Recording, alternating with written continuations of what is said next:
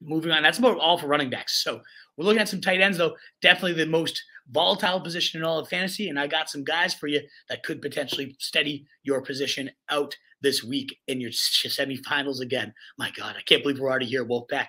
Juwan Johnson, though, the first guy I'm going to look to on the waiver wire at the tight end position.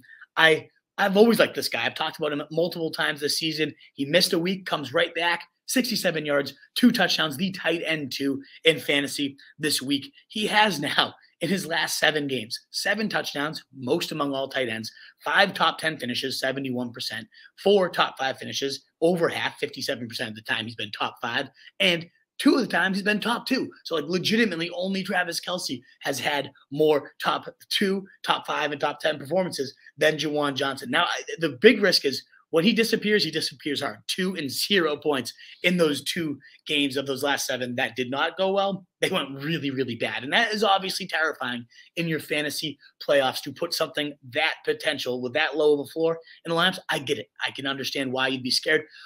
But look at your tight end position. What are you starting at this point?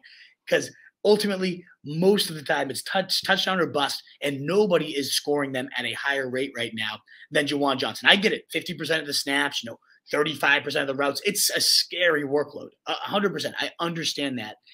At the end of the day, though, touchdowns are what get us points, and Juwan Johnson and Andy Dalton have that insane chemistry in the red zone right now. Huge, big body, converted wide receiver, athletic freak, and ultimately, how do we not see the workload go up at this point, the way he continues to perform each and every week? So I imagine more routes, more targets could be in store for him. And even if not the best touchdown upside there is, Taysom Hill also on the same team, 47% rostered. He's got 12.3 and 10.2 half PPR points, hurled an 80-yard touchdown this last week. So still has that every week type of upside at your tight end position, given how unique he's used. So I think both of these Saints guys are more valuable than all but maybe 7, 8 tight ends this coming week 16. Crazy.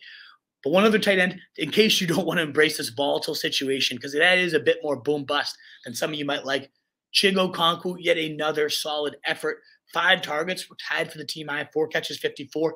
Did lead the team in 66 yards on the ground as well. That's the second week he's seen carries. They move this guy all over the place. The risk with him is similar to Juwan Johnson, though. He only played 37 snaps compared to 32 for Jeff Swaim and 30 for Austin Hooper. So about 50% snap player here with Chig. But he did run the most routes on the team, 18 compared to 17 for Austin Hooper. And again, led the team with target share. Now, what happens if Treylon Burks returns? That's where we've seen Chig doing a lot of damage without Treylon Burks in the lineup. So that does make me a little bit worried, but that also might open up the field even more. Remember, he's had 30 yards in now 9 straight weeks, so he's at least been involved every single week. 2.63 yards per route run remains the highest among tight ends. We keep citing that stat, and he keeps remaining as the top dog. Travis Kelce at 2.26 is the next closest. So I do like Chig Okonkwo. If you're looking for a tight end, that's a guy you could definitely turn your attention to. Moving forward. What is up, you fantasy wolf? Thanks so much for tuning in. If you haven't already, share your thoughts in the comments, check out some more videos, and join the newest Wolfpack by subscribing below.